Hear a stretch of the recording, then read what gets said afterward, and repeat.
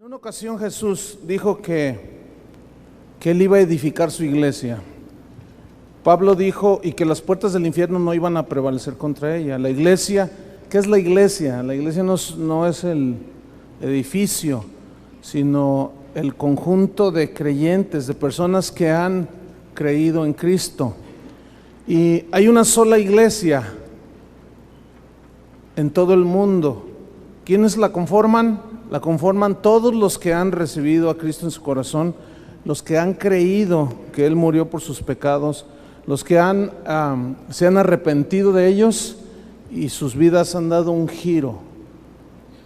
Esos son los que forman parte de la iglesia del Señor, que solamente es una.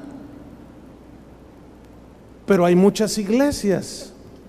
Y la Biblia habla de iglesias locales en ciertas ciudades. Y entre todas esas iglesias locales se forma una sola, todos los creyentes en Cristo. Pero en cada país, en cada ciudad, en cada región hay congregaciones. Y aquí vemos 7 congregaciones distintas, una de la otra. Distintas en su cultura, en su posición comercial, socioeconómica, en la cuestión moral, todas distintas unas de las otras. Pero un día llegó el evangelio a esas iglesias, llegó la palabra de Dios, y Juan el apóstol, por causa del evangelio, es desterrado a una isla muy pequeña donde no había absolutamente nada, totalmente aislado por causa del testimonio de Jesús. Y ahí, estando él en esa soledad, Cristo Jesús se le revela a él y le da la revelación de estos 7 mensajes a 7 iglesias que existían en estas 7 ciudades. Ahora, estas instrucciones no solo fueron para la gente que vivía en esas ciudades, que eran parte de las congregaciones de esas ciudades, sino que el mensaje de Jesús sigue siendo actual. Y así como Él se preocupó por el estado espiritual de cada una de las iglesias, así sigue siendo el día de hoy. Porque el mensaje que nos da a nosotros, téngalo por seguro que no es el mismo que le da a otra iglesia que está en la Echeverría o allá en el centro de la ciudad o en Zapopan, porque cada una es distinta, cada congregación es tan distinta como lo es cada familia, y cada una necesita un mensaje específico, ¿sí? Entonces, de aquí podemos tomar para nosotros algunos principios que son actuales. Vamos a ver qué le dijo Cristo a las iglesias de aquel entonces, cómo su preocupación por ellas, o su anhelo y su deseo para ellas, y vamos a ver qué es lo que el Señor quiere para nosotros. Ahora, esta es una iglesia local, como hay muchas, que entre todas formamos la iglesia de Cristo en el mundo, pero cada congregación local es formada por individuos, por personas, hombres, mujeres, niños, jóvenes. Y cada uno tiene una situación especial, cada uno tiene una circunstancia especial. Algunos están a lo mejor en un tiempo de alegría, de gozo, otros de tribulación, algunos de prosperidad económica, otros no, algunos enfermos, otros muy sanos, algunos fríos, otros tibios, algunos bien entrados con el Señor, algunos bien consagrados, otros no tanto. Siempre es así, pero el Señor, por eso yo les decía, siempre tiene una palabra para cada uno de nosotros. Entonces vamos a leer aquí en el capítulo 2, que hay una advertencia de dejar el amor encendido hacia Dios. El mandamiento decía, el grande mandamiento decía que deberíamos amar al Señor, ¿cómo? con toda nuestra mente, todas nuestras fuerzas, todo nuestro corazón. Ese era el mandamiento. Y vamos a ver qué le pasó a esta iglesia y cuáles eran sus circunstancias. Dice capítulo 2, versículo 1, escribe al ángel de la iglesia en Éfeso. Aquí el ángel se refiere al pastor, en este caso, ¿sí?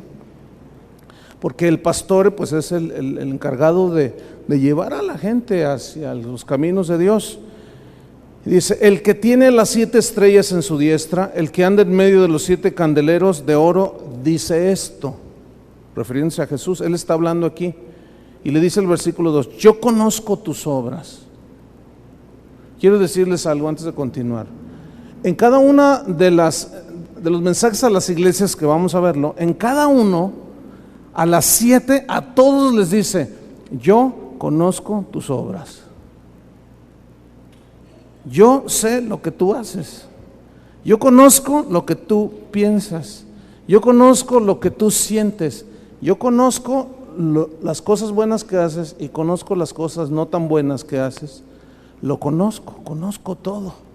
Esa es una de las verdades contundentes respecto al conocimiento de Dios. Por eso es Dios que tiene de nosotros. Él conoce todo. Hasta sabe cuánto dinero traes en la bolsa. Dice que sabe cuántos cabellos tienes en la cabeza, imagínate.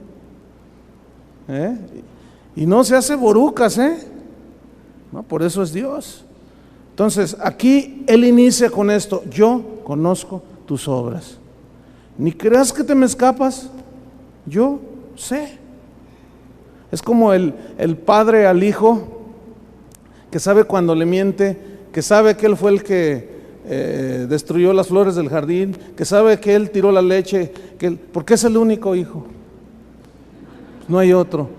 Y todavía el niño dice, no, yo no fui nada. Pues ¿quién fue? El perico, ¿verdad? Pues así el Señor dice, yo conozco tus obras, le dice. Y luego le continúa, y conozco tu arduo trabajo. O sea, un trabajo concienzudo, le echaban ganas y paciencia, dice. Ellos habían desarrollado esto del carácter, paciencia, y que no puedes soportar a los malos. Y has probado a los que se dicen ser apóstoles y no lo son, y los has hallado mentirosos. Ellos, fíjense, trabajaban. Jesús conocía todo esto. Yo conozco que ustedes trabajan tremendamente para mí. Conozco la paciencia que tienen, conozco que no soportan a los malos. Y todo eso está bien, dice. Y has probado a los que se dicen ser apóstoles, has encontrado cuando hay algún falso profeta, te das cuenta y luego lo disciernen y no lo soportan. Y los has hallado mentirosos.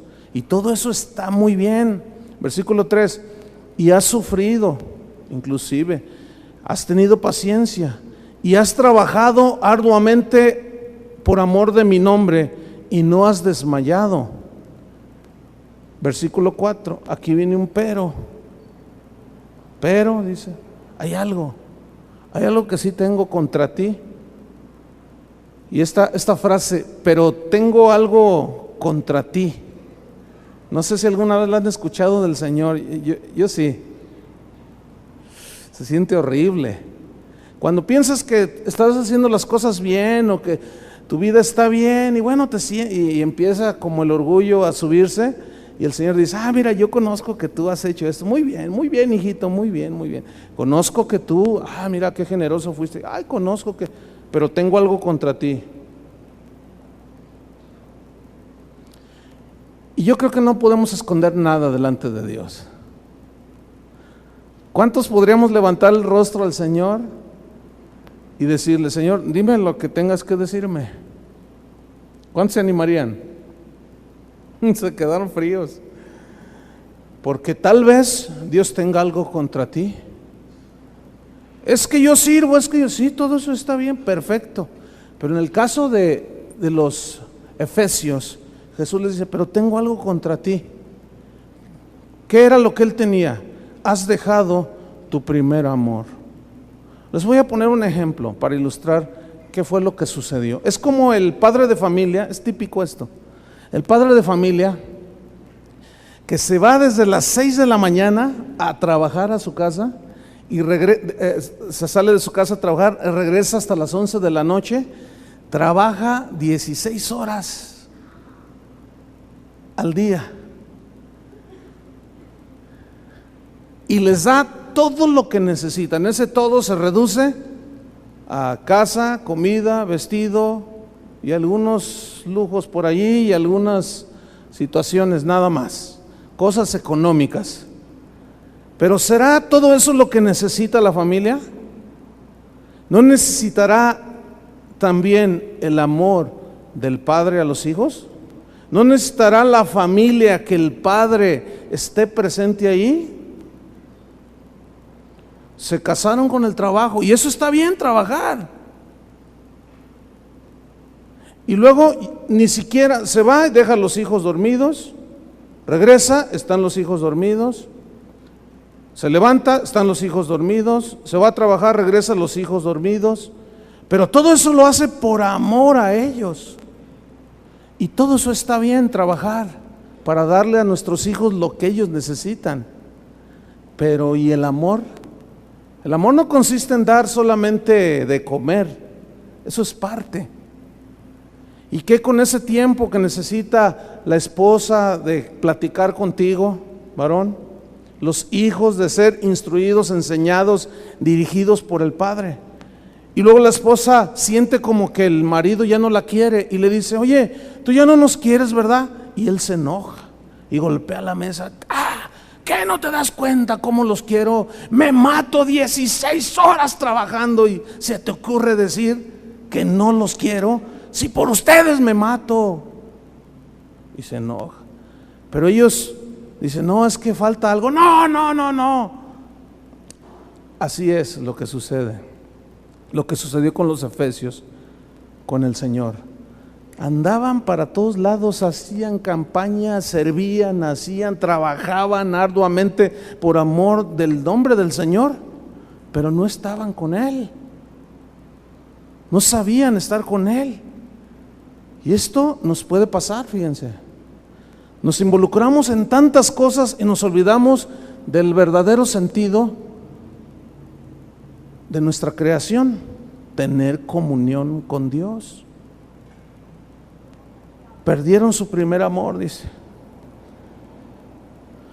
hay algunos que ni siquiera, fíjense, a veces ni el primer amor y no hacen nada. Pero también puede ser que haya alguna instrucción o alguna reprensión, llamada de atención, porque acuérdense que Dios como Padre siempre nos instruye y quiere lo mejor para nosotros. Nada más que, como dijo Chuy hace un rato, no, pues a algunos les va a doler, sí, pero ¿qué vamos a hacer? ¿Vamos a echarnos para atrás nada más porque nos duele? No. Entonces dice: has dejado tu primer amor. Versículo 5, aquí hay una palabra muy importante, dice: recuerda, por tanto, de dónde has caído, y utiliza una palabra que debe ser constante en nuestra vida, y arrepiéntete, le dice. ¿Qué es arrepentirse? Es decir: bueno, que al cabo el Señor es bueno y me perdona. ¿Eso será arrepentirse? ¿Qué será arrepentirse? ¿Saben qué es arrepentirse? Es dolerse en el alma, en el espíritu, por haberle fallado al Señor. Eso es arrepentirse y cambiar de dirección. Le dice: y haz las primeras obras. Haz las primeras obras. Y esto es inevitable mencionarlo. Cuando conociste a Cristo, ¿te acuerdas? Oh, cómo orabas, cómo leías la Biblia, cómo querías estar con Él, le cantabas, le adorabas, pero de corazón. Y después ya eso se fue apagando, lo fuiste dejando por ahí. Y es exactamente lo que sucede en el matrimonio. Ahí está la analogía, es válida. Cuando el joven anda conquistando, no, pues mueve mar y tierra con tal de conquistarla a la muchacha. Una vez que la conquista y logra casarse con ella, pues le promete y le baja el sol y las estrellas y la luna y hasta Júpiter. Se lo baja, pero una vez de que ya se casa, está con ella 1 año, 2 años, empieza a enfriarse la relación. ¿Por qué? Porque se le olvidó hacer las cosas que conquistaron a la esposa. Los detalles, las primeras obras, la atención, el respeto, es exactamente lo mismo. Ahora dejamos de hacer las primeras obras, las primeras cosas, que era un amor ardiente hacia el Señor. Sigamos leyendo. Dice: haz las primeras obras, pues si no vendré pronto a ti y quitaré tu candelero de su lugar si no te hubieses arrepentido.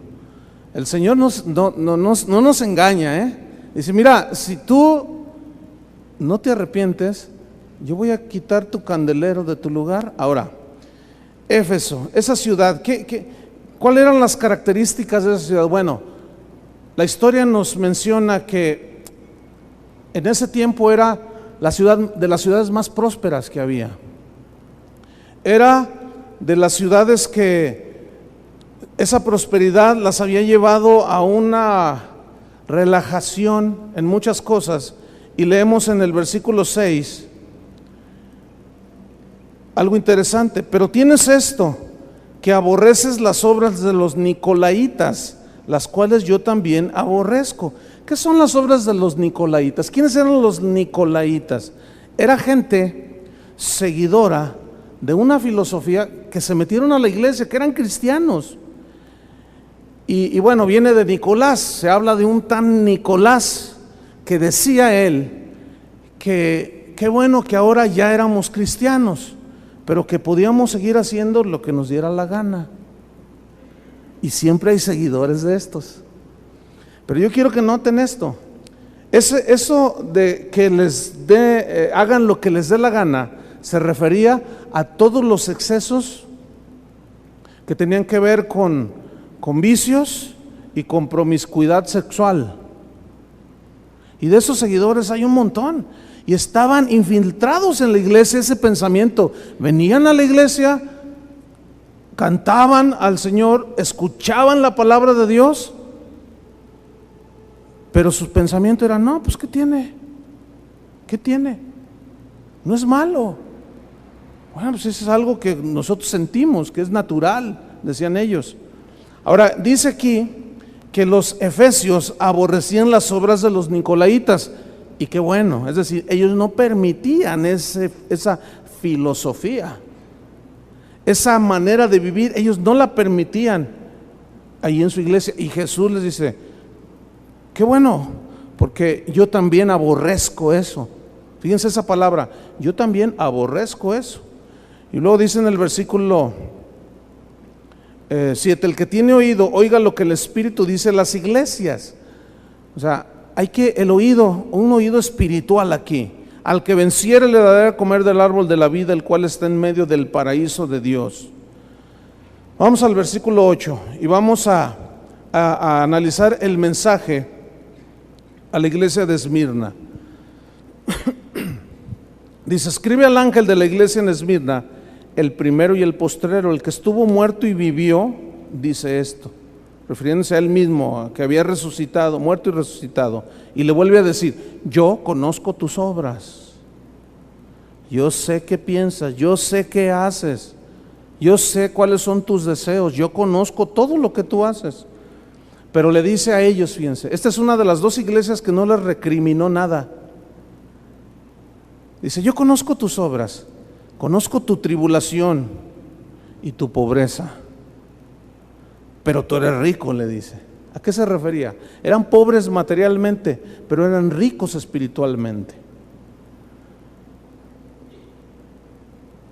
Conozco esto, dice, y la blasfemia de los que se dicen ser judíos o pueblo de Dios y no lo son, sino sinagoga de Satanás. No temas en nada lo que vas a padecer. He aquí el diablo echará a algunos de vosotros en la cárcel para que seáis probados y tendréis tribulación por 10 días. Sé fiel hasta la muerte y yo te daré la corona de la vida. Fíjense, es interesante notar que Jesús a esta iglesia, junto con la de Filadelfia, eran 7, pero esta, Esmirna y Filadelfia, no les recriminó nada.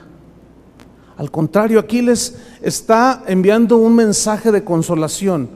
Era gente humilde, los que miembros de esta iglesia en Esmirna, pero eran muy ricos espiritualmente, eran fieles a Dios.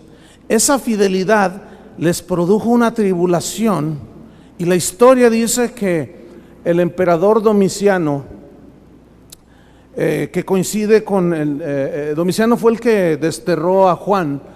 Él fue el que inició una persecución contra los cristianos, contra los fieles, contra los que estaban consagrados, y él envió una persecución de muerte. Ahí fue cuando exterminaron a miles de cristianos por un emperador malo, perverso, y Jesús les manda una palabra de consolación. Y déjame decirle una cosa: a los fieles siempre Dios tendrá una palabra. En este caso fue de consolación. Yo no sé cuántos aquí están en algún sufrimiento, pero viene una palabra de parte del Señor de consolación. No te dé temor sufrir, no te dé temor. Yo te voy a consolar, yo voy a estar contigo. Porque Pedro lo entendía y decía: miren, es necesario que tengamos pruebas, y esas pruebas nos van a hacer sufrir, pero esas pruebas nos van a hacer crecer. Necesitamos ver las situaciones adversas, entre comillas, en nuestra vida como oportunidades que Dios nos está dando para crecer. Aunque humanamente hablando nadie quiere sufrir. ¿A cuánto les gusta el sufrimiento? A nadie. Sin embargo, es en los momentos de tribulación y de dolor donde muchas veces el corazón de las personas se enmienda, donde hay reflexión. Pero es necesario tener una buena actitud en medio de esa prueba. Cristo resalta la fidelidad de ellos. Dice: mira, no te dé temor, vas a sufrir, sí, pero yo voy a estar contigo. Yo voy a estar contigo. Porque ellos estaban sufriendo por causa de Cristo. La fidelidad a Cristo había sido tal que los llevó a muchos de ellos a la muerte. La historia cuenta de cómo asesinaban a los cristianos. Cuando era la familia completa, tomaban al varón y lo asesinaban enfrente de la esposa y de los hijos, y luego la esposa, la mamá, y luego los hijos, y los asesinaban. Les trataban de obligar a que negaran a Cristo, y ellos decían no, porque en ese entonces los emperadores se hacían pasar como Dios, hacían imágenes y se proclamaban de que todos los del imperio romano debían de adorar al emperador, y ellos no se doblaban ante el emperador, y eso los llevó a la muerte. El cristianismo de hoy, como decíamos alguna vez, es tan light, es tan ligero, que hoy cualquiera se dobla ante cualquier cosa. Ah, no, ya no.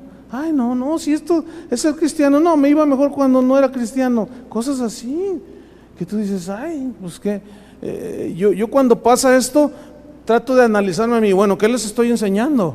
Les estoy enseñando un cristianismo muy light, así muy ligero, muy que no va a pasar nada, no les nutre nada, no pasa nada. Pero los que sufren por causa de Cristo, y de estos hay muchos. ¿Por qué? ¿Por qué lo digo? Porque es continuo que la gente se acerca, sobre todo los nuevos convertidos, que no saben qué hacer cuando los empiezan a perturbar por razón de su fe. Y vienen desconcertados. ¿Qué está pasando? Fíjate que mi papá me golpeó porque yo le dije que había recibido a Cristo, y bueno, aunque tengo 25 años, me quiere manipular y me dice que si yo sigo a Cristo, no en la religión que Él me enseñó, sino ahora en una forma viva, Él me va a desheredar, me va a echar de la casa. Y hay gente que sufre. Y a veces los que ya pasamos por esa etapa lo vemos así muy ligero, ¿no? Mira, no te preocupes, pero no, necesitamos entenderlos verdaderamente, porque todos pasamos por ese trance, todos absolutamente, ¿no es cierto? ¿A quién no nos dijeron algunas cosas? A unos más, a otros menos, y eso perturba y hace sufrir. Entonces, la situación que tú estés pasando, hay una palabra de Dios para ti. Hay una consolación en medio de esta tribulación. No temas sufrir, porque eso te va a hacer crecer. Amén. Vamos al versículo número 12. Y escribe al ángel de la iglesia en Pérgamo, el que tiene la espada aguda de 2 filos, dice esto. ¿Qué les dice? Yo conozco tus obras y dónde moras, donde está el trono de Satanás. Eso sí está. Dice, yo sé que moras. Ahorita les voy a explicar por qué decía, yo sé que moras en el trono de Satanás, pero retienes mi nombre y no has negado mi fe, ni aun en los días en que Antipas, mi testigo fiel, fue muerto entre vosotros, donde mora Satanás. Miren, Pérgamo era una ciudad próspera que competía con Alejandría en Egipto, porque los pergamistas inventaron el pergamino. Entonces había una competencia de tecnología, ¿sí? Y bueno, era una ciudad rica, pero también era una ciudad muy perversa. Los descubrimientos arqueológicos confirman que ellos encontraron una estatua del emperador Domiciano 10 veces el tamaño promedio de un hombre. Estamos hablando como de unos, que si una persona mide en promedio unos 70, 10 veces, 17 metros. Imagínense una estatua del emperador diciendo, yo soy Dios. Tenía una inscripción. Había un templo dedicado al culto del emperador. Y esto habla de cómo el humanismo, la exaltación del yo, estaba tan impregnada esa ciudad de Pérgamo, que se llegó a la adoración. Y déjenme decirles, en la sociedad actual en la que vivimos hay mucho de esto. Tal vez no se hacen imágenes de ese tamaño, pero de ese tamaño o más grande se levantan las personas a la categoría de ídolos, y hasta se les dice ídolos. Por ejemplo, un futbolista, un deportista, un artista. El artista puede casarse 20 veces, tener hijos como Juan Charrasqueado por donde quiera, pero seguir siendo un ídolo.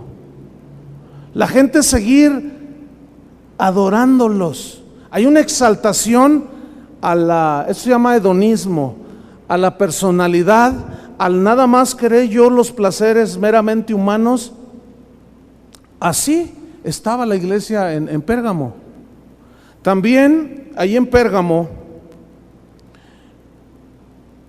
había un templo dedicado al dios Esculapio, que era el dios sanador. Este lo representaban por medio de una serpiente. Y todavía, si tú te vas a la escuela de medicina, así lo tienen. Los anillos de graduación de los médicos tienen una serpiente ahí, es Esculapio, que es el dios de la medicina. Había este templo donde adoraban este dios pagano, donde se le llevaban ofrendas. Pero allí en esos templos, junto con el del emperador, había otro templo dedicado a Júpiter.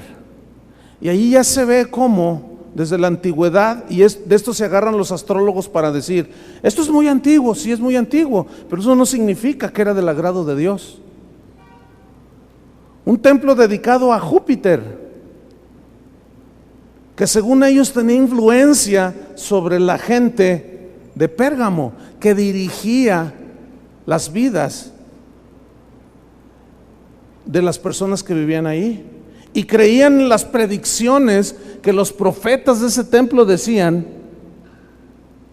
y la gente los creía. Y es exactamente lo mismo que pasa hoy.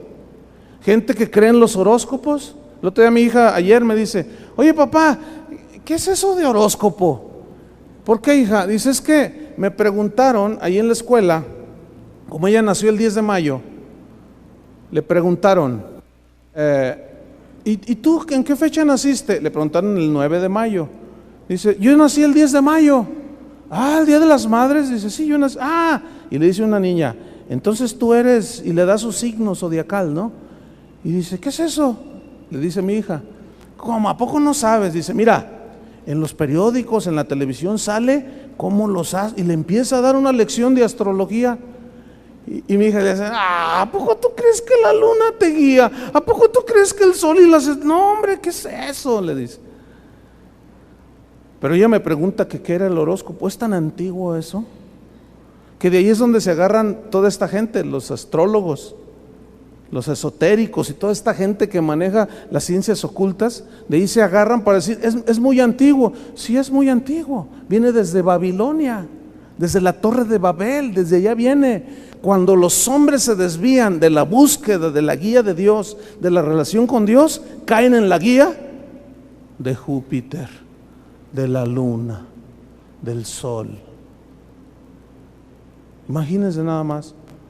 Y todo eso es idolatría. Entonces vemos una ciudad entregada a la idolatría. Por eso dice, yo conozco tus obras, sé dónde moras, donde está el trono de Satanás. Es que la cosa, miren, podríamos decir que nosotros estamos en una situación semejante. Moramos donde Satanás ha hecho su trono, ha puesto su silla. La sociedad en la que vivimos así es. Es una exaltación al ser humano. Nosotros mismos los exaltamos, después nosotros mismos los tumbamos. Menospreciamos al grande, al pequeño, y exaltamos al grande. Ahora, ¿qué tiene que ver esto con nosotros? Porque aquí está el punto. ¿Qué sucede entre nosotros que somos cristianos? Yo ayer platicaba con una persona, me hacía unas preguntas y yo le decía, mira, desgraciadamente en el cristianismo está como la iglesia de Pérgamo, que exaltan a las personas. Yo le dije, mira, le digo, dentro del cristianismo hoy se le da un lugar a los cantantes cristianos, un lugar que no les corresponde. Le dije, yo soy testigo de que a cantantes cristianos los tratan mejor que a los ministros de Dios, a los pastores, a los profetas, a los apóstoles. No importa cómo sea el músico, aunque sea cristiano, no importa que tenga 2 novias a la vez, no importa que no ore, no importa que sea carnal, no importa, qué bien canta el muchacho, y hay que subirlo aquí a ministrar, y todos se vuelcan sobre él. Déjame decirle una cosa, al menos mientras yo esté, jamás se subirá uno aquí a este lugar, un cantante de esos aquí. Por eso usted, algunos me dicen, oye, ¿por qué no invitas a fulano? No, pues es que no se puede. No, vamos a ver, algunos yo los conozco, son buenos hombres de Dios, pero otros también los conozco. ¿Y saben qué? No. Se ha elevado más entonces, los catalogan como más arriba por el don y el talento que tienen y no por el carácter que tienen. Yo he sido testigo cuando en eventos grandes o qué sé yo, donde los músicos les dan una ofrenda 3 veces más grandes que al predicador. Y saben que eso no está bien. ¿Por qué más grande? ¿Saben por qué? Porque según ellos, y algunos pastores, ese es uno de los errores de nosotros, llegamos a pensar que se llena porque los músicos que trajimos jalaron la gente. Y eso es exactamente lo que sucedía allá, ahí en Pérgamo. Ahora déjame decirle una cosa, la palabra de Jesús es, yo conozco a todos los que se suben aquí, yo conozco a los pastores que suben a otros aquí por ganancia deshonesta, yo los conozco también, pero también conozco a los que son sinceros. Él conoce todo. Entonces sigamos leyendo. Dice, mira, yo conozco que tú moras en el mismo trono de Satanás, pero retienes mi nombre y no has negado mi fe. Ni aun en los días en que Antipas, mi testigo fiel, fue muerto entre vosotros donde mora Satanás. Antipas era un pastor, fue un pastor de ese tiempo. Pero ¿saben por qué murió? ¿Saben por qué lo mataron? Porque denunciaba todas esas cosas. como Juan el Bautista, que va con el rey Herodes y le dice: la mujer que tienes no te corresponde tenerla, no es tuya, ella está casada con tu hermano. Y se enojaba la doña aquella, y el rey se enojaba también, y donde se los encontraba le decía: no te es lícito tener esa mujer. ¿Saben cómo terminó Juan el Bautista? Le cortó la cabeza. ¿Por qué? Porque denunció el pecado. Déjeme decirle una cosa: cuando tú eres fiel al Señor, aún muchas veces de entre los mismos hermanos, tal vez no te cortan la cabeza literal, pero sí te descalifican, llamándote falto de amor, porque no estás de acuerdo con esas cosas. ¿Qué está pasando? Pues no, que Dios es amor, no, que quién sabe qué, y no lo entienden. Pero ¿saben una cosa? Cristo sabe perfectamente cualquier actitud del corazón. Y mataron a este pastor. Dice en el versículo 14, dice: bueno, yo sé que ustedes están allí y no han negado mi fe. Versículo 14, pero tengo unas pocas cosas contra ti. A los de Éfeso les dijo: tengo una cosa contra ti. Aquí les dijo: tengo unas pocas cosas contra ti. ¿Qué eran? Que tienes ahí a los que retienen la doctrina de Balaam, que enseñaba a Barac a poner tropiezo ante los hijos de Israel, a comer de cosas sacrificadas a los ídolos y a cometer fornicación. Y noten esto, 15. Y también tienes a los que retienen tienen la doctrina de los nicolaitas, la que yo aborrezco. A ver, ¿cómo está eso? ¿Qué significa esto? Que tengo unas cosas contra ti. Retienes ahí a los que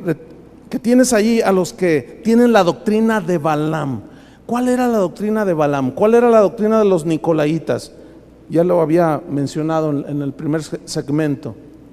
Los nicolaitas era gente cristiana en las iglesias, pero que tenían el pensamiento de que se podía hacer lo que uno quisiera, que había una promiscuidad. Oye, fíjate, pues llegaba un hombre, se convertía, y luego, oye, fíjate que pues está bien, Cristo ya está en mi corazón, pero oye, ¿qué onda? Mira, yo soy homosexual. ¿Y qué onda aquí con Cristo aquí? No, mira, pues así naciste. Pues así, no, Cristo no lo ve mal. Pero luego ya la predicación de Antipas o de algún otro pastor decían: ¿saben? No hay que torcernos, son corrupciones de la conducta humana. Y los nicolaitas ahí infiltrados decían: no te creas. No, lo que pasa es que este pastor es muy cerrado, es muy intolerante. Este pastor es muy religioso. Este pastor y ahí estaban los nicolaitas en medio, y los que tenían la doctrina de Baal. ¿Qué hizo Balaam? Fue con Barac y le dijo: mira, ¿sabes qué? Métanse con las mujeres que no son del pueblo de Dios. Y como Balaam era un profeta, ahí van estos y fornican con las mujeres que no eran del pueblo de Dios. Tomaron mujeres para ellas, se casaron con ellas y los desviaron. ¿Y cuántas veces hemos dicho aquí que no hay comunión la luz con las tinieblas? Que un cristiano, una cristiana no debe, sí puede, pero no debe envolverse en una relación de noviazgo para llegar al matrimonio con uno que no es cristiano o con una que no es cristiana. Pero los nicolaitas siguen existiendo. Sigue habiendo seguidores de Balaam en medio de las iglesias.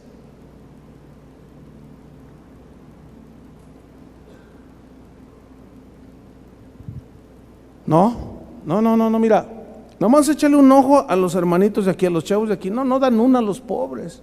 No, están mejor los de afuera, los nicolaitas. cuya doctrina era, ¿sabes qué? Mira, puedes hacer lo que quieras. Hemos dicho aquí varias veces, y necesitamos repetirlo, miren, conforme a la palabra de Dios, queremos ser fieles lo más posible a la palabra de Dios. No estamos de acuerdo con el aborto.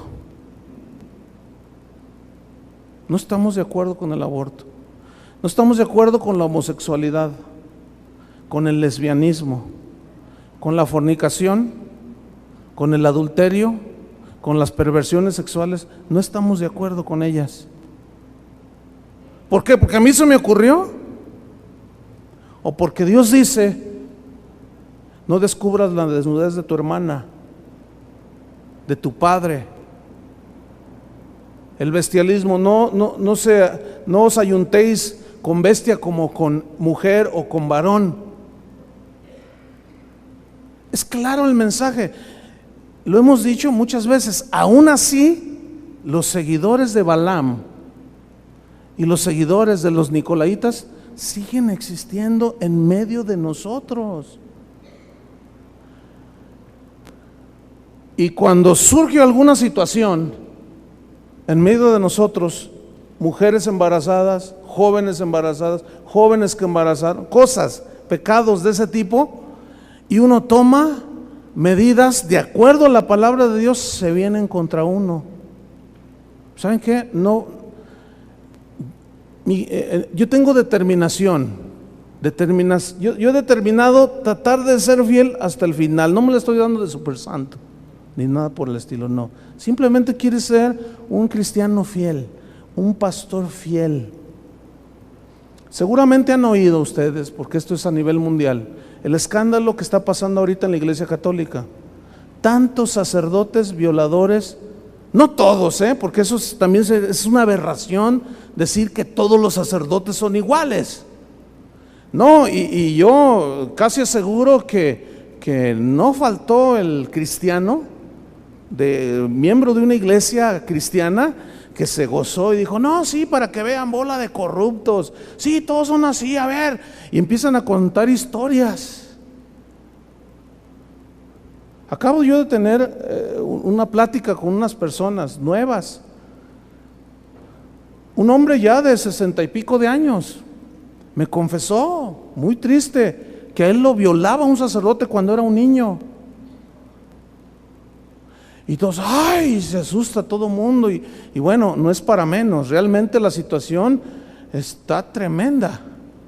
Infinidad de veces yo he hablado con gente. No, yo estuve en el seminario, pero ¿sabes por qué me salí? No, hombre, el rector allí era homosexual y las quería conmigo. Y yo me saqué de onda. Esas son las historias continuas. Una vez, hace muchos años, platiqué con una pareja. Y querían un consejo. No, pues es que nuestro amor es imposible. Yo les pregunté, ¿pero por qué? Dice él, es que yo soy sacerdote. Y venía allí con una novia que él tenía, ¿no? Y le digo, bueno, pues, ¿qué? ¿Amas a Dios? Sí, pero también la amo a ella. Bueno, yo entiendo cómo está ahí la cosa, no los dejan casar a los sacerdotes católicos. Dije, bueno, pues tienes que decidirte. Dice, es que me siento tan mal cuando doy la hostia. Tengo una novia, y dice, y eso no es permitido. ¿Tienen relaciones sexuales? Pues sí. Y me siento sucio. Bueno, pues cuelga los hábitos y cásate. O, conforme a tu creencia, entrégate totalmente a Cristo. Tardaron un rato, pero se decidió él por los hábitos y sigue ministrando. Pero yo estoy seguro que él tiene muchos problemas, porque es natural querer tener una esposa e hijos, es natural amar a una mujer y una mujer a un hombre, es natural. Y bueno, un escandalazo impresionante. Y todo el mundo dice, ay, que no sé qué. Déjenme decirles una cosa, también de eso hay aquí adentro. Hay algunos ya así como que, también hay. Eso no es privativo de ninguna iglesia. Los nicolaitas siguen dentro de las iglesias. Yo supe de un pastor que violó a 2 niñas. Un pastor. Suena feo, ¿verdad? Y hasta yo siento feo así. Pero suena más tranquilo cuando digo un sacerdote violó a 50. Pero un pastor, un pastor. Gente que en las iglesias tiene amantes. Los nicolaitas siguen dentro de nosotros.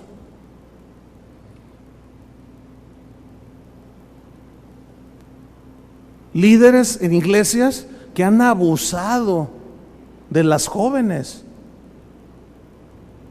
diciéndoles que como es un hombre santo, que no es malo, que al contrario ella se santifica. Hágame usted favor. Y la tonta de la muchacha creyéndosela. Se meten entre nosotros. Sería un mentiroso si no lo dijera, y sería falto de integridad si no se los mencionara. Como está allá, está aquí.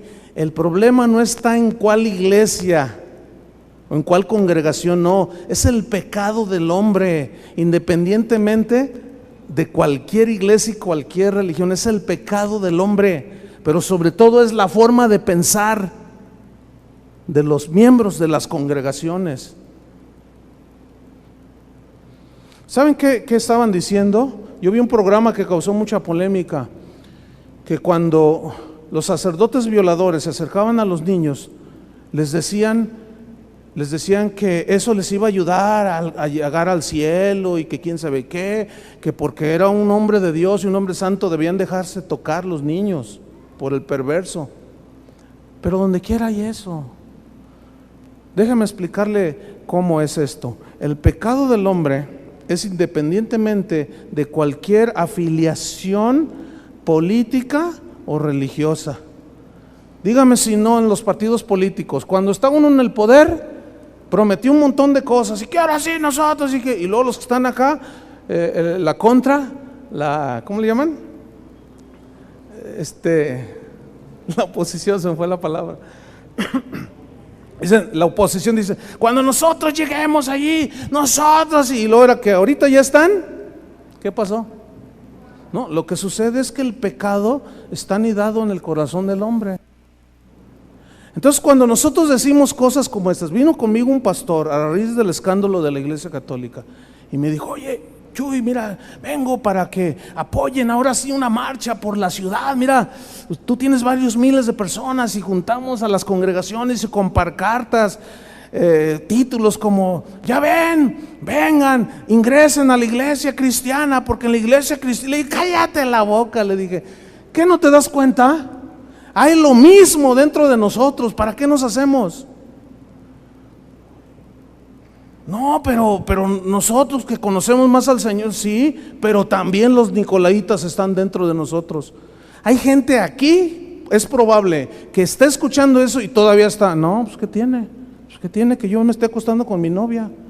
Es un exagerado, yo lo sé, y a mí no me ofende en nada, porque a mí eso no me perjudica, conmigo no pasa nada. El asunto es, imagínense un pastor que tenga la doctrina de los nicolaitas o la doctrina de Balaam. Bueno, hay pastores que están predicando y lo dicen, ¿ustedes que son novios? Que dicen así, tú y tú, a ver, una solterita por acá, tú y tú, Dios me está mostrando que deben de casarse, y tú brincas, pues claro, ¿verdad? Pues es tu novio, y brincan así, ¿verdad? Y dicen, no, pero que sí, además, vengan los dos ahorita, Dios me acaba de mostrar, vamos a orar todos, y la gente se la cree, y los tontos estos se casan. Eso es la doctrina, todas esas desviaciones y perversiones.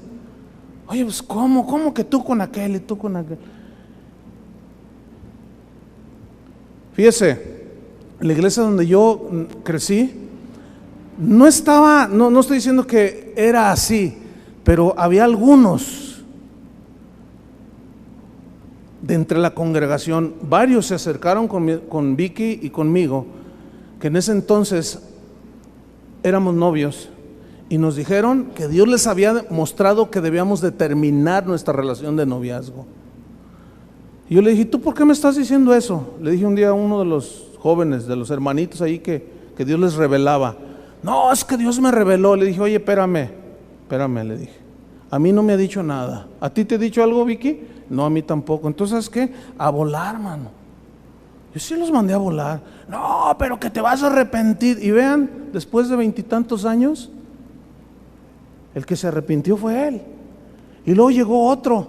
Y le dije, oye, a ese sí lo miré a la cara. Le dije, oye, ¿no habrás puesto los ojos en ella? Pues no te la dejo, mano. Pues, ¿qué te pasa? Y uno de ellos sí me confesó. Me dijo, no, ¿sabes qué? Ya después él se casó. Y un día me dijo, no, yo quiero pedirte perdón. La verdad es que me gustaba tu novia. Y que Dios me mostró y que esa es, eso es. Ahora, ese muchacho, no raptó, se fue con la novia. Allí la muchacha de la congregación. Y se metió con ella. Y de allí quedó embarazada. ¿Qué onda? ¿Qué pasa?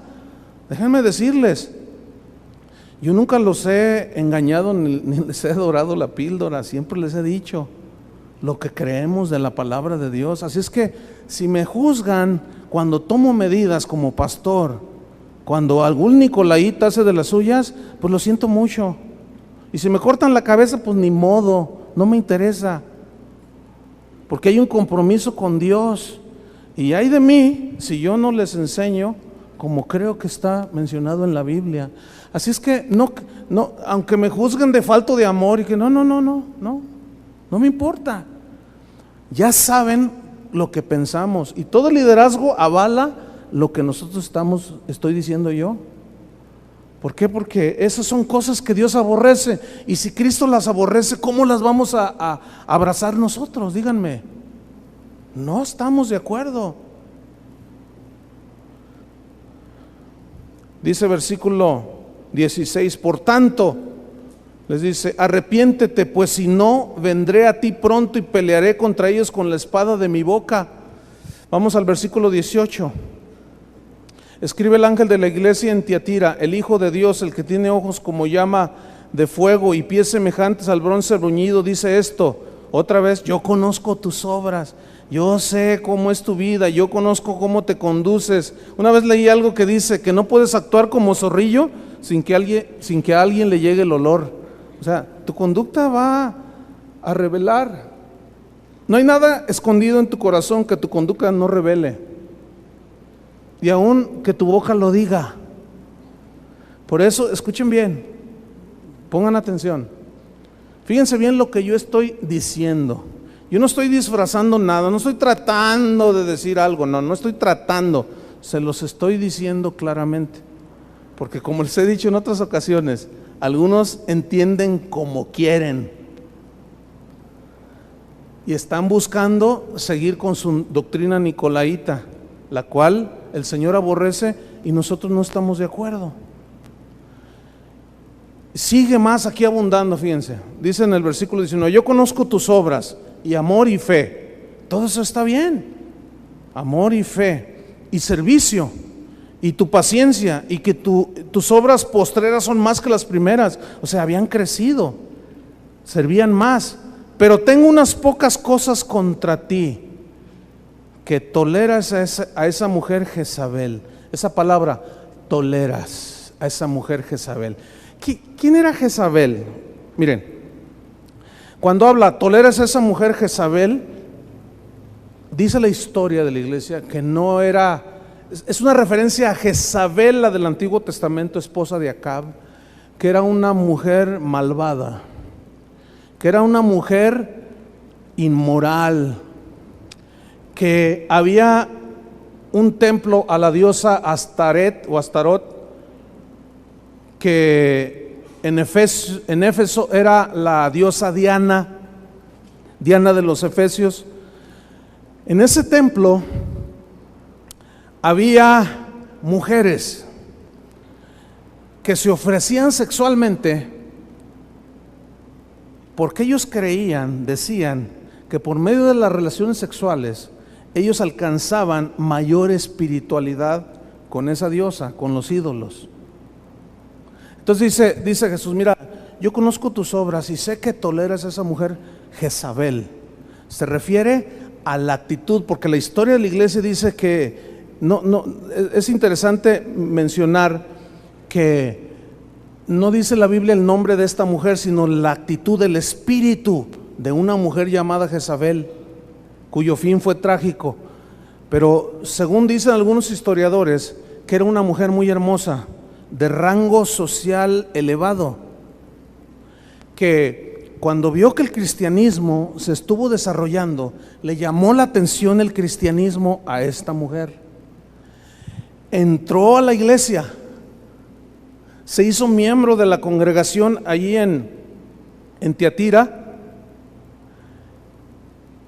y como ella tenía contacto con gente de nivel social, cultural y económico alto, que es donde a veces es donde hay más promiscuidad, más perversión, más inmoralidad, ella, a pesar de que estaba en la iglesia, oía los mensajes, oía las predicaciones de los pastores, de los líderes, aún ella incitaba a la gente, no les decía nada, aconsejaba mal respecto a la inmoralidad sexual. Y otra vez aquí lo toma, dice: toleras a esa mujer Jezabel, que se dice profetiza, fíjense, enseñe, versículo 20, y seduzca a mis siervos a fornicar. Enseñe y seduzca. Se siguen metiendo ese espíritu jezabelino, sigue habiendo, seguido lo detectamos. Están sentados entre ustedes gente con una mentalidad así, que se han dejado seducir, y no solamente, sino que ellos mismos hacen las cosas y enseñan aún a los demás. El pecado y el problema de los líderes de esa iglesia es que ellos no hacían absolutamente nada. Ustedes han crecido en amor, en fe, sus obras postreras son más que las primeras, pero tengo algunas cosas contra ustedes. Toleran. Fíjense esa palabra, toleran. No hacen nada, no dicen nada. Están viendo el espíritu de Jezabel entre la congregación y no hace nada, no dice nada. Ven homosexuales y practicantes, ven lesbianas practicantes, ven fornicarios practicantes, jovencitas que quedan embarazadas practicantes, que están fornicando, hombres casados que están al altar, los ven ahí y no hacen nada. Y lo peor, no dicen nada, los toleran para que no se vayan. No, ¿cómo vamos a llamarle la atención a esta mujer, a este hombre, si da buenos diezmos? ¿Cómo si es un político bien renombrado y eso le da prestigio a la congregación? Y se tolera. Yo acabo de hablar con un pastor de una congregación allá pasando Plaza del Sol. Acabo de hablar porque me enteré de que uno de sus miembros tuvo tratos con una persona cristiana también, y yo me enteré y yo le dije al pastor, pero resulta que no solo era esa persona, sino había otra persona que decía, yo le dije a este pastor que es amigo mío, fíjate, él dice que tú les enseñas, lo cual yo lo conozco a él, que tú les enseñas que pueden fumar, que se pueden emborrachar, que pueden ver mujeres, que pueden ver pornografía. Y él se me quedó viendo así y le decía, mira, yo sé que no es cierto porque te conozco. Él fue maestro mío en la escuela bíblica y sé que es un hombre bien derecho y sé que es muy recto con el Señor y que no tolera esas cosas. Le dije, mira, esta persona anda diciendo que tú les enseñaste eso. Le dije, déjame decirte algo, yo te conozco, yo estoy totalmente seguro que tú jamás les enseñaste algo así. Y me dice, no, por supuesto que no, dime quién es. Y le dije quién es. ¿Y saben qué? Saliendo de allí estuve tomando un café. Dice, ahorita yo lo voy a ir a buscar, porque yo no tolero eso. Yo no tolero eso. Y ahorita, bueno, eso fue, yo estuve el viernes en la noche con él tomando un café. Ayer sábado, ya ese que dice, no, es que el pastor nos enseña. No. Ahora, hay algunos que puede que sí. Pero el Señor dice, tengo algo contra ti que toleras. ¿Y saben una cosa? Nosotros no toleramos. Oigan, si no se los perdonó a estos, ¿ustedes creen que nos la va a perdonar a nosotros? No. Dice, tengo algo que toleras, dice esa mujer, que seduzca, que enseña a fornicar. Versículo 21, noten esto. Y le he dado tiempo para que se arrepienta, pero no quiere arrepentirse de su fornicación. Le he hablado una y otra vez y le he dado tiempo y no se ha arrepentido. Ok, vamos a ver, versículo 22. He aquí, yo la arrojo en cama y en gran tribulación a los que con ella adulteran, si no se arrepienten de las obras de ella. A sus hijos heriré de muerte, y todas las iglesias sabrán que yo soy el que escudriña la mente y el corazón, y os daré a cada uno según vuestras obras. ¿Qué tal? ¿Dios es amor? Sí, pero no se confundan, hermanos, no nos confundamos. También es un Dios santo que no tolera la doctrina de los nicolaitas, ni las inmoralidades de Jezabel, ni las perversiones de los filósofos actuales. Jamás. Él es sí en lo que Él dice y es no también en lo que Él dice que no. Él no se contradice. Entonces no nos engañemos. Hay un castigo, una disciplina. Versículo 24. Pero a vosotros y a los demás que están en Tiatira, a cuantos no tienen esa doctrina y no han conocido lo que ellos llaman las profundidades de Satanás, yo os digo, no os impondré otra carga. No hay más. Pero lo que tenéis, retenerlo hasta que yo venga. Al que venciere y guardar mis obras hasta el fin, yo le daré autoridad sobre las naciones. Ahí está, capítulo 3, versículo 1. Escribe al ángel de la iglesia en Sardis, el que tiene los 7 espíritus de Dios y las 7 estrellas, dice esto: yo conozco tus obras. Otra vez, yo las conozco. Dice, mira, sé que tienes nombre de que vives y estás muerto. Eso está tremendo. Este es para los que están muertos espirituales, pero siguen asistiendo a una iglesia, pero están muertos. Sé vigilante y afirma las cosas que están para morir, porque no he hallado tus obras perfectas delante de Dios. Acuérdate pues de lo que has recibido y oído, y guárdalo y arrepiéntete. Pues si no velas, vendré sobre ti como ladrón y no sabrás a qué horas vendré sobre ti. Pero tienes unas pocas personas en Sardis que no han manchado sus vestiduras y andarán conmigo en vestiduras blancas porque son dignas. O sea, ¿se fijan cómo hay una mezcla ahí de gente en las iglesias? ¿En todas? Excepto en Esmirna y en Filadelfia, que es lo que vamos a leer ahora. Versículo 7. Escribe al ángel de la iglesia en Filadelfia: esto dice el santo, el verdadero y el que tiene la llave de David, el que abre y ninguno cierra, y cierra y ninguno abre. Yo conozco tus obras. Otra vez. He aquí, he puesto delante de ti una puerta abierta, la cual nadie puede cerrar, porque aunque tienes poca fuerza, has guardado mi palabra y no has negado mi nombre. Aunque tienes poca fuerza, has guardado mi palabra y no has negado mi nombre. Escuchen esto. Miren, los miembros de la iglesia de Filadelfia, dice la historia de la iglesia, que la gran mayoría de ellos era gente sencilla. Ellos nunca buscaron el poder político, como después vimos cómo la iglesia de Roma buscó el poder político, lo siguen buscando en algunos segmentos, pero también hay iglesias cristianas que están buscando el poder político.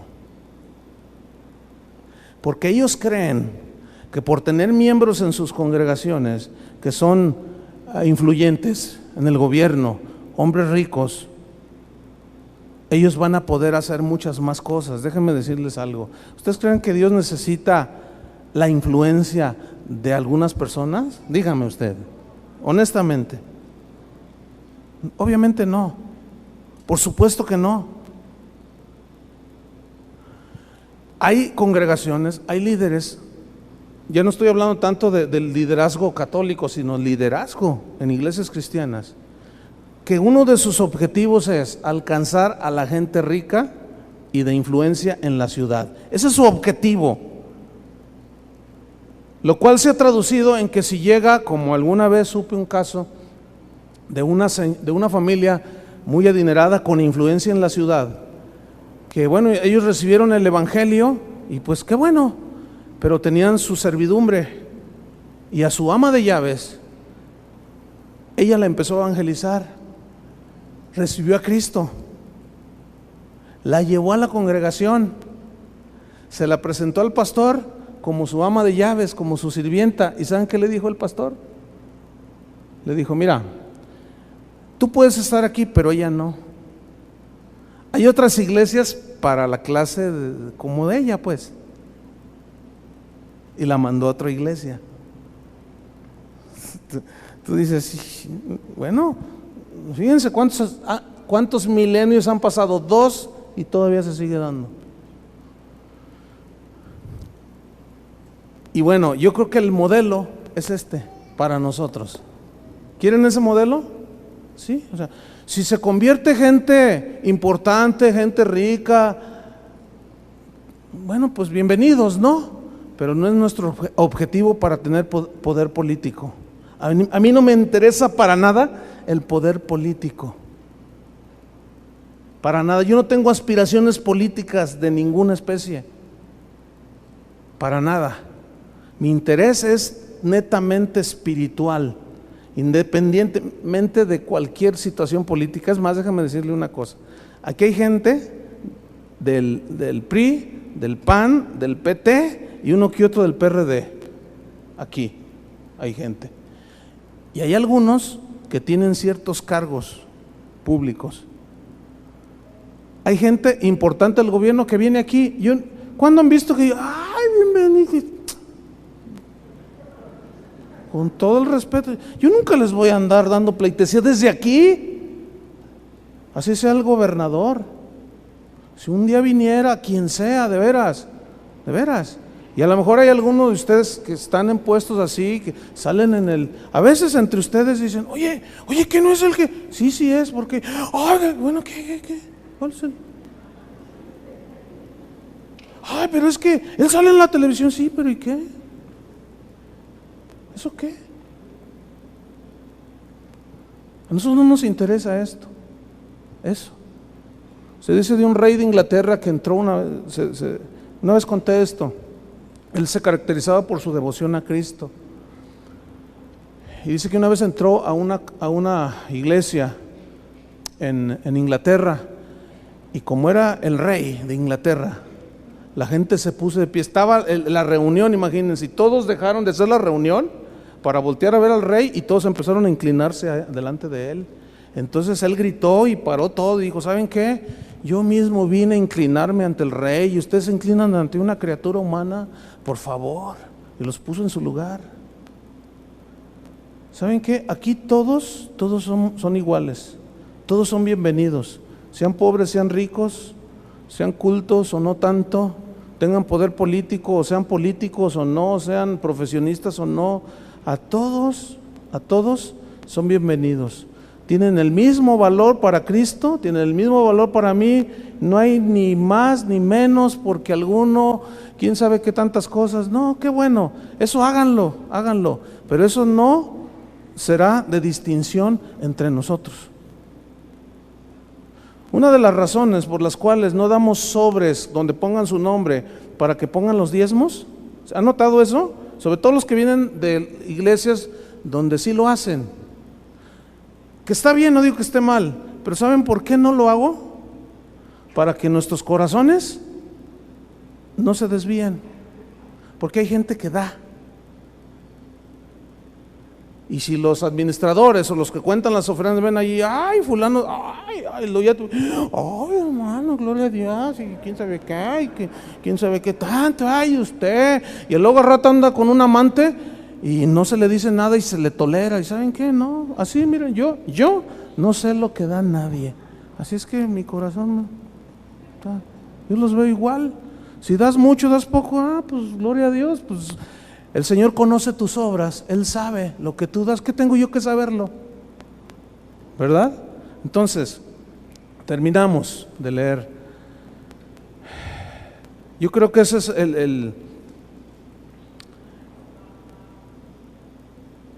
la referencia para nosotros en el 8. ¿Tienes poca fuerza? Y se refiere porque a eso que les decía del poder político. ¿Has guardado mi palabra? Ese es otro elemento. Has guardado mi palabra y no has negado mi nombre. Has guardado mi palabra. Miren, a mí no me interesa, aunque esto choca con algunos, a mí no me interesa tener un montón de gente, de teólogos. A mí me gusta tener, y ese ha sido mi esfuerzo y mi visión, de tener gente que tiene una relación con Dios. Yo no quiero hacer una de fabricantes yo no quiero que esta sea una fábrica de teólogos y de sabiondos de la Biblia, que saben mucho, pero no conocen a Dios. Por eso ustedes habrán notado que mis mensajes son muy sencillos. Algunos, fíjense qué cosas, ¿no? Y está bien, yo siempre los he respetado, pero una vez vino uno y me dice, yo ya me voy a otra iglesia, porque aquí no hay alimento. Dice, no, pues está bien, le digo, pues tú tienes derecho a irte a donde tú gustes, ¿no? Me voy a ir a una iglesia donde sí nos alimentan. Y yo dije, bueno, pues ojalá y a ver si así creces, ¿verdad? Porque pues, no te alimentamos, te has quedado enano, ¿verdad? Te has quedado desnutrido espiritualmente. Lo que pasa es que andan en búsqueda de enseñanzas extrañas, de doctrinas sublimes. Yo conocí a un hombre que se jactaba de ser un tremendo teólogo y hasta nos avergonzaba a muchos. Ahora déjame decirle una cosa, yo no soy ningún improvisado, yo tengo una licenciatura en teología. Yo les puedo enseñar y dejarlos con los ojos cuadrados. Pero no es mi visión, no es mi visión. Yo quiero, porque yo no puedo hablar de eso si no tengo una base teológica, ¿no? Pero no es nuestra visión enseñar la teología. Y este hombre humillaba a medio mundo. Un día a Memo, nuestro misionero en los Estados Unidos, lo humilló bien feo, este hombre. Bueno, pues ese hombre, teólogo y con una sabiduría, cayó en adulterio. ¿De qué le sirvió su teología? Díganme. No estoy diciendo que hay que ser unos ignorantes, no. Porque ya finalmente el que se quiere meter en el estudio ya más profundo y saber muchas cosas de Dios, lo puede hacer. Hay muchos manuales excelentes ya en las librerías, hay enseñanzas, hay muchas cosas. No, has guardado mi palabra, y la palabra de Dios es sencilla, entendible, digerible. Has guardado mi palabra y no has negado mi nombre, el nombre de Jesús. Y finalmente, versículo 14, el peligro de las riquezas. Escribe al ángel de la iglesia en la Odisea: he aquí el amén, el testigo fiel y verdadero, el principio de la creación de Dios, dice esto: yo conozco tus obras, que ni eres frío ni caliente. Ojalá fueses frío o caliente. Pero por cuanto eres tibio y no frío ni caliente, te vomitaré de mi boca. Porque tú dices, o sea, cristianos, tú dices, yo soy rico y me he enriquecido, de ninguna cosa tengo necesidad, y no sabes que tú eres un desventurado, miserable, pobre, ciego y desnudo. Es muy interesante ver que esto se los dice a los ricos de las iglesias que confiaban más en sus riquezas que en Dios. Y es muy interesante ver que le antecede la iglesia de Filadelfia, gente sencilla pero fiel, Pero fíjense cómo Jesús los recriminó. Así es que tú no tienes necesidad de nada. Tú dices no. Por eso los llevaba una tibieza en su relación con Dios. No, pues no necesito nada, nada. Además para... No. Dice, mira, por cuanto no eres ni frío ni caliente, te vomitaré de mi boca. Dice, porque tú dices, yo soy rico, me he enriquecido, no tengo necesidad de nada. Y no sabes, ese es el asunto, que tú eres un desventurado. Le dijo, está pesado, ¿no? A veces dicen, ay, el pastor a veces dice cosas bien fuertes. No. Vean esto. ¿Cuándo les he dicho yo, desventurados, miserables? ¿Cuándo les he dicho? Nunca les he dicho yo una cosa así. Entonces no se quejen. No digan, ay, el pastor a veces dice cosas, quién sabe qué. Pero yo te digo que tú eres un desventurado, miserable, pobre, ciego y desnudo.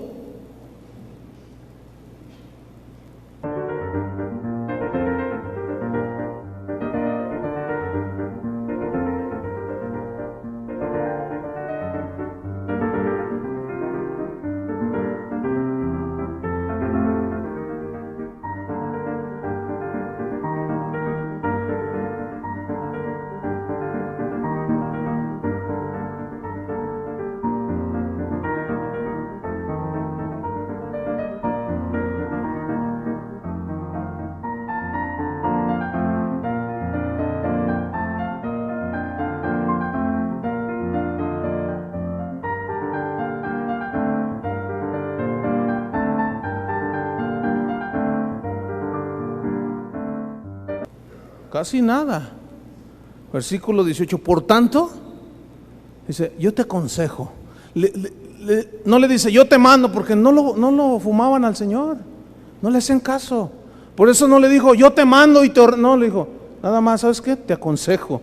Porque tú te crees el mero de aquí. Tú eres de los que dices, ay, si yo fuera el pastor, ay, si yo quién sabe qué. Mira, yo te aconsejo porque no me obedeces. Siempre estás así, no haces ni una cosa ni otra y luego te pones rígido y te pones muy exigente. Mira, yo te aconsejo, le dice. Mira tú, pobre, desventurado, ciego. ¿Qué más le dijo? Burro y... No. Dice, mira, yo te aconsejo esto, que de mí, ¿te crees muy rico? De mí, compra oro refinado en fuego, para que seas rico, y vestiduras blancas para vestirte, y que no se descubra la vergüenza de tu desnudez, y unge tus ojos con colirio para que veas. Déjeme decirle algo que está en la historia, que todo cobra sentido cuando lo vemos de esa manera. La gente de la Odisea era gente que había prosperado mucho. Los miembros de la iglesia y hasta el pastor, bueno, pues seguramente la gente rica de la iglesia le daba regalos al pastor de valor.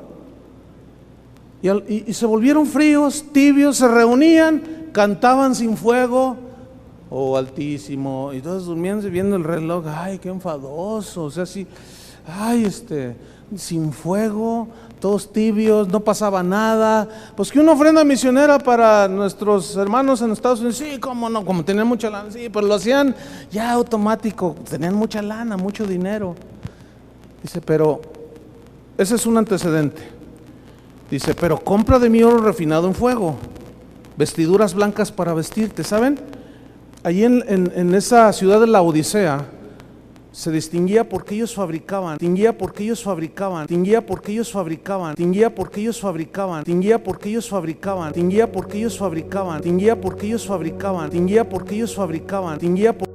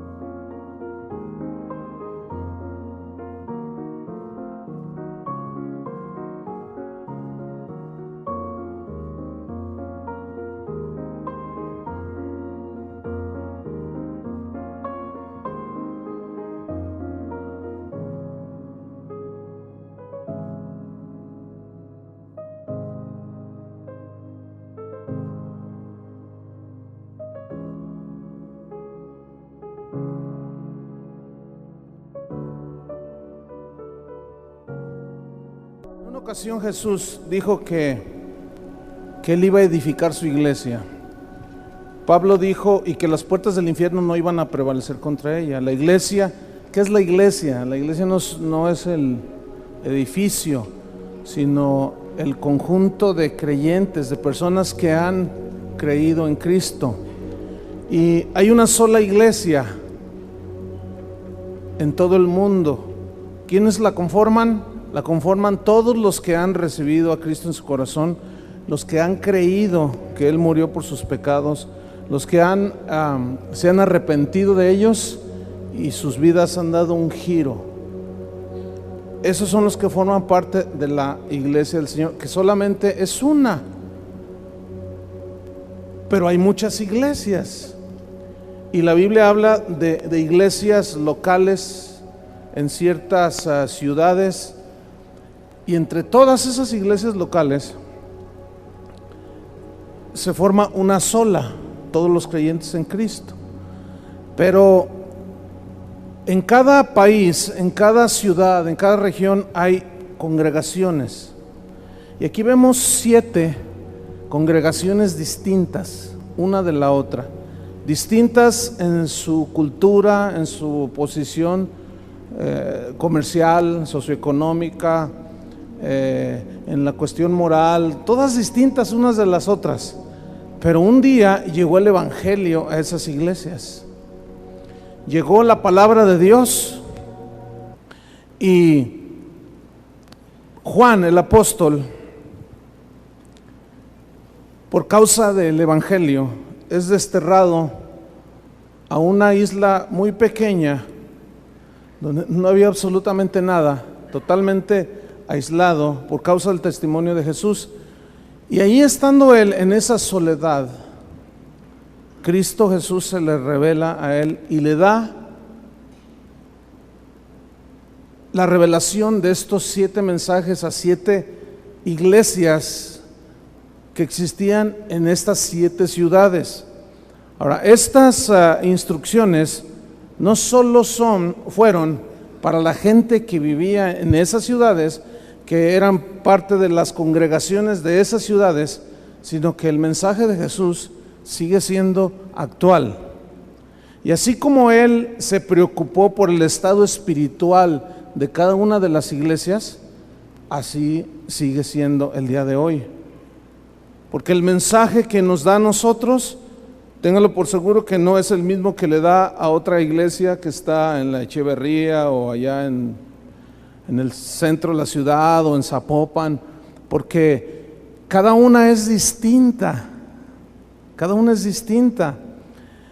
Cada congregación es tan distinta como lo es cada familia, y cada una necesita un mensaje específico, ¿sí? Entonces, de aquí podemos tomar para nosotros algunos principios que son actuales. Vamos a ver qué le dijo Cristo a las iglesias de aquel entonces, cómo su preocupación por ellas o su anhelo y su deseo para ellas, y vamos a ver qué es lo que el Señor quiere para nosotros. Ahora, esta es una iglesia local, como hay muchas, que entre todas formamos la iglesia de Cristo en el mundo, pero cada congregación local es formada por individuos, por personas, hombres, mujeres, niños, jóvenes, y cada uno tiene una situación especial. Cada uno tiene una circunstancia especial. Algunos están a lo mejor en un tiempo de alegría, de gozo, otros de tribulación, algunos de prosperidad económica, otros no. Algunos enfermos, otros muy sanos, algunos fríos, otros tibios, algunos bien entrados con el Señor, algunos bien consagrados, otros no tanto. Siempre es así. Pero el Señor, por eso yo les decía, siempre tiene una palabra para cada uno de nosotros. Entonces vamos a leer aquí en el capítulo 2, que hay una advertencia de dejar el amor encendido hacia Dios. El mandamiento decía, el grande mandamiento decía que deberíamos amar al Señor, ¿cómo? con toda nuestra mente, todas nuestras fuerzas, todo nuestro corazón.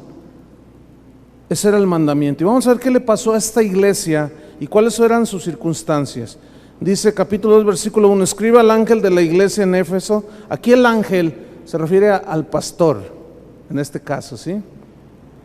Porque el pastor pues es el encargado de llevar a la gente hacia los caminos de Dios.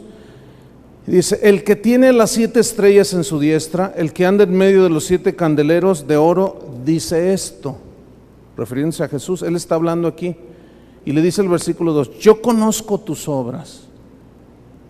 Quiero decirles algo antes de continuar. En cada una de los mensajes a las iglesias que vamos a verlo, en cada uno, a las 7, a todos les dice, yo conozco tus obras.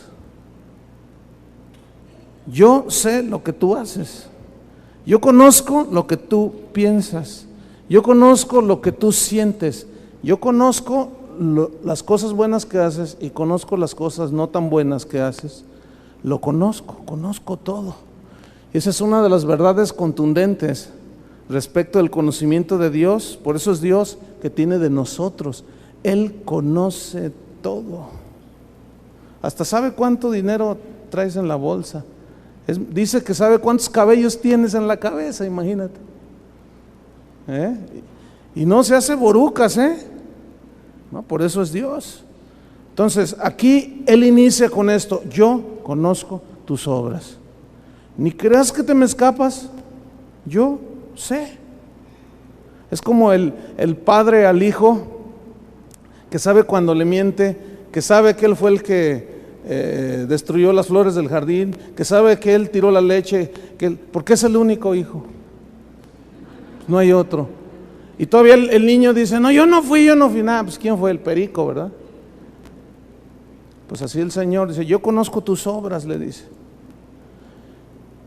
Y luego le continúa, y conozco tu arduo trabajo. O sea, un trabajo concienzudo, le echaban ganas y paciencia, dice.